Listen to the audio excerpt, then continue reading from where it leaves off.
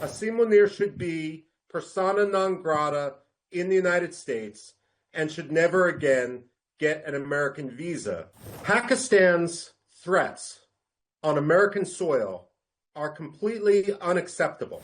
In many ways, Pakistan's rhetoric, the field marshal's rhetoric, is reminiscent of what we've heard from the Islamic State and from Osama bin Laden. This should not stand. There is absolutely no reason anymore why the United States should consider Pakistan. Pakistan may become the first major non-NATO ally to become listed as a state sponsor of terrorism, nor should any Pakistani official until Pakistan explains itself and apologizes. Pakistani army chief threatened to take half the world down with us. That's what he quoted. If Pakistan goes down, your reaction to this nuclear rhetoric made on American soil by the Chief of Army Staff? Pakistan is acting as a rogue state. Pakistan is basically, actually, 1, 2, 3, let me start over. Pakistan's threats on American soil are completely unacceptable. Pakistan is raising questions in many people's minds about whether it can fulfill the responsibilities of being a state or whether the time has come for it to end. In many ways, Pakistan's rhetoric, the field marshal's rhetoric, is reminiscent of what we've heard from the Islamic State and from Osama bin Laden. This should not stand. There is absolutely no reason anymore why the United States should consider Pakistan a major non-NATO ally. In fact, Pakistan may become the first major non-NATO ally to become listed as a state sponsor of terrorism on the same day. Pakistan should not be anymore a member of U.S. Central Command. The fact that U.S. generals did not walk out of any meeting with Asim Munir should be cause for resignation. Asim Munir should be persona non grata in the United States and should never again get an American visa, nor should any Pakistani official until Pakistan explains itself and apologizes. You talked about U.S. officials, and their resignations. What message does the U.S. inaction send to allies and adversaries when they provide a platform for such threats without consequences? The message which the United States is sending is that we are not a worthy ally. Under Donald Trump in his second term, the United States has become Canada on steroids. The fact of the matter is, there is absolutely no excuse for tolerating such language, such threats, such nuclear rogue behavior, especially on American soil. Within 30 minutes of when Asim Munir made those comments, he should have been ushered out, taken to Tampa International Airport, and flown out of the United States to the Bahamas, to Cuba, anywhere, and the Pakistanis could pick him up from there. Now, given Pakistan's terrorist support in the past and now these nuclear threats, why does the U.S. still engage diplomatically with Pakistan? And particularly, what really has changed under the Trump administration? Well, first of all, it's becoming increasingly hard not to believe that Donald Trump has been bribed in order to turn such a blind eye to Pakistan. Whether that's come from Turkey, whether that's come from Qatar, whether that's come from Pakistan itself is unclear. But there are few other explanations to explain why Donald Trump has become so effusive to Pakistan, especially after the Pahalgam massacre.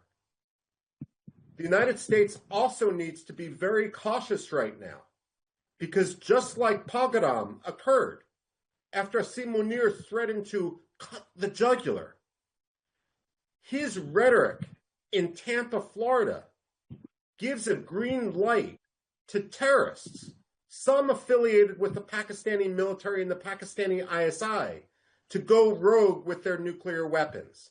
We're in a very, very dangerous situation, and I'm not sure that Donald Trump fully understands just how dangerous this has become because of his negligence or greed.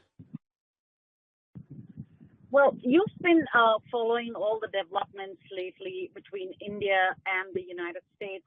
What drove the shift from viewing India as a strategic ally to Trump's more skeptical stance towards India?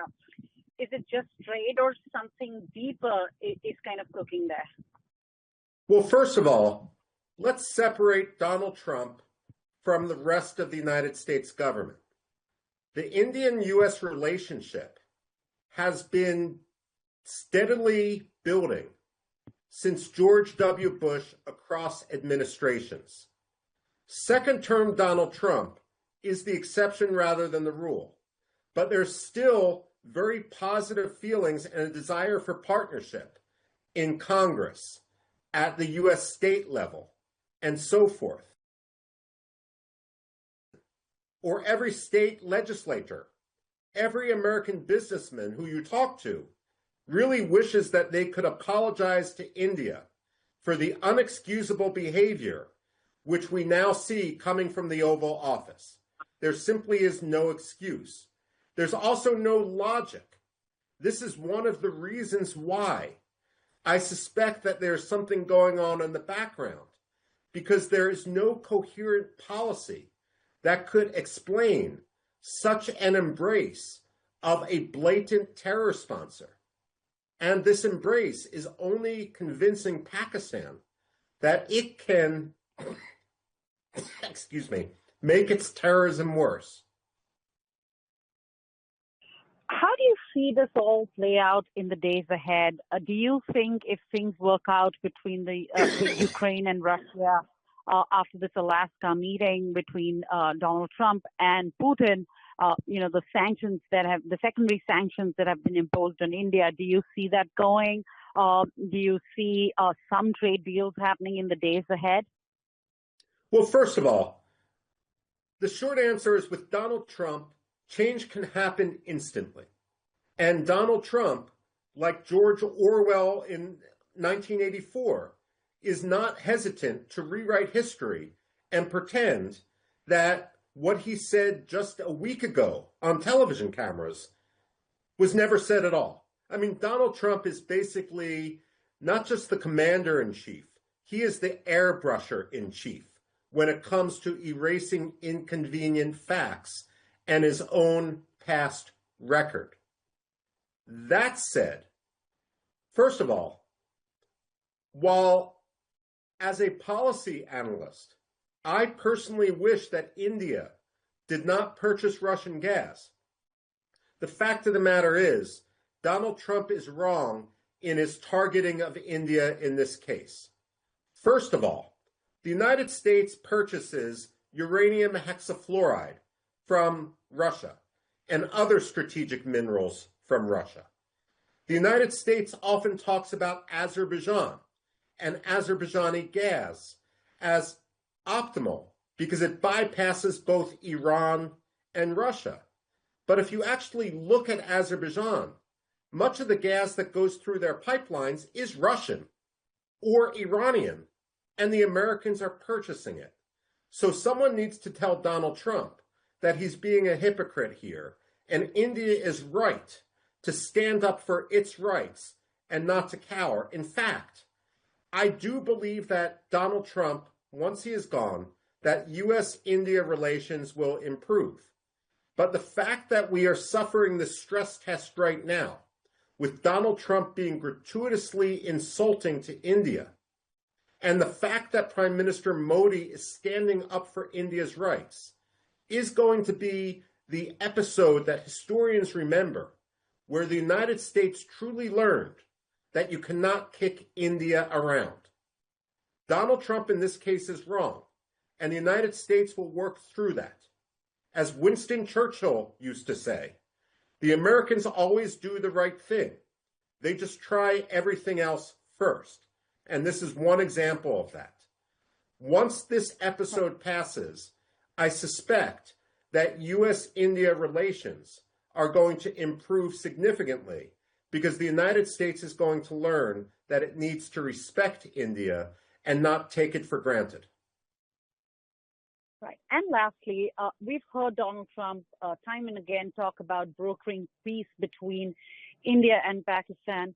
As an ex-Pentagon official, what is it that you're picking up from ground? What really played out there? Well, first of all, Donald Trump is a businessman. And not just a businessman, he's a real estate mogul. So he's used to the horse trading and the back and forth. Morality doesn't come into play. Ideology doesn't come into play. This is what we need to understand right now when Donald Trump talks about making peace. He's making peace, but he just wants that signature on a sheet of paper. He doesn't, excuse me, he just wants that signature on a sheet of paper. He doesn't care about the quality of peace.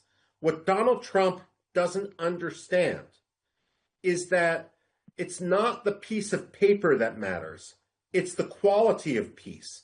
And a bad peace deal can actually advance war.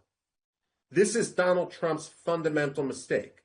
The other problem is Donald Trump very much has the ambition to win a Nobel Peace Prize. It may sound silly, but it's a fact. He looks at this as something which will show the world that he's better than Obama. He's better than Jimmy Carter. He's better than Bill Clinton. He really is a man with very, very little self-confidence. And what the Pakistanis, the Israelis, and now many others have done, the Azerbaijanis, the Armenians, they've played to his ego and convinced him that he truly deserves this. Unfortunately, India will pay the price as he puts his efforts into overdrive. Then again, the big problem with American peacemaking consistently, not only Donald Trump, is this. Americans look at terrorism through the lens of grievance. They believe that a grievance can be addressed with a diplomatic formula, a combination of bribes and concessions and so forth. They don't understand the ideological underpinnings of many terrorists. Asim Munir is Osama bin Laden in a suit.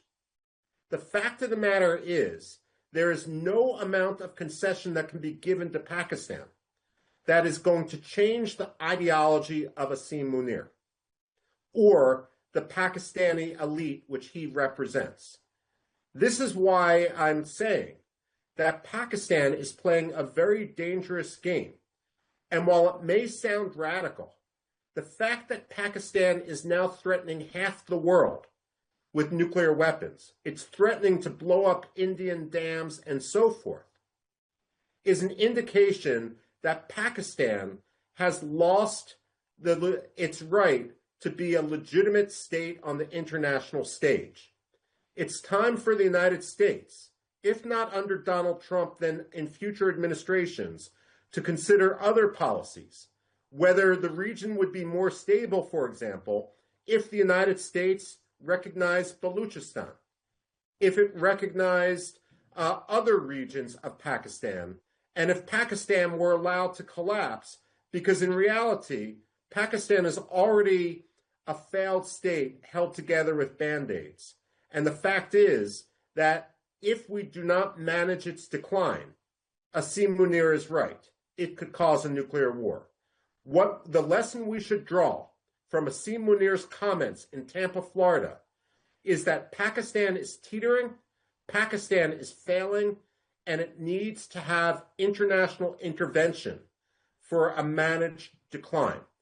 Just like SEAL Team 6 entered Pakistan to take out Osama bin Laden, it's coming near time when in a future administration, other SEAL teams should enter Pakistan to secure its nuclear weapons because the alternative is simply too great to bear.